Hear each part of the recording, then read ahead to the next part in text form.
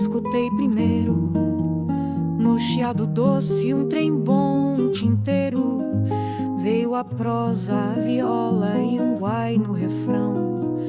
Itatiaia costurando alma e chão, no boteco ou na folia de sua rua estreita, no cheiro de pão de queijo, na fé da colheita. É saudade temperada, mineirice bem falada, no dia que nunca se deita. Olha o tanto de cidade que cabe nesse rádio só. Diz o tempo, diz o povo, conta o riso e o trovoar. Toda mineira é serra, mas tem som de mar. Quando a Itatiaia vem falar, lá no sertão ou na capital, o seu sinal chega igual, trazendo a reza, o jogo, a canção. Itatiaia, a rádio do meu coração. É só sintonizar que o abraço vira som. Itatiaia, onde eu me encontro e me recomponho. No vai e vem das notícias, a voz é companheira. Sotaque maneiro, jeitinho de mineira. Manda recado, traz presente do Triângulo ao Jequitinhonha. Atravessa a corrente, se o mineiro é discreto, não erra a direção.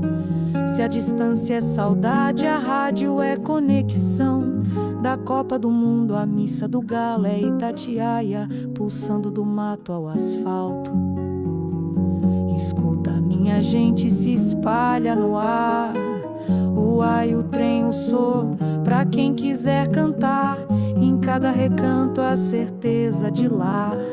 Quando a Itatiaia começa a tocar, lá no sertão ou na capital, o seu sinal chega igual, trazendo a reza, o jogo, a canção.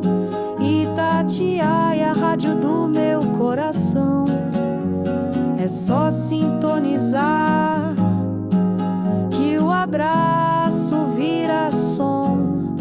Itatiaia, onde eu me encontro e me recomponho. Se Minas é montanha, a rádio é claridade, luz que atravessa cedinho a cidade. E quem for pro mundão, longe de casa então, leva a saudade no rádio, leva a terra no coração. Lá no sertão ou na capital, o seu sinal chega igual, trazendo a reza, o jogo, a canção. Itatiaia, a rádio do meu coração. É só sintonizar que o abraço vira som. Itatiaia, pro mineiro nunca fica só não.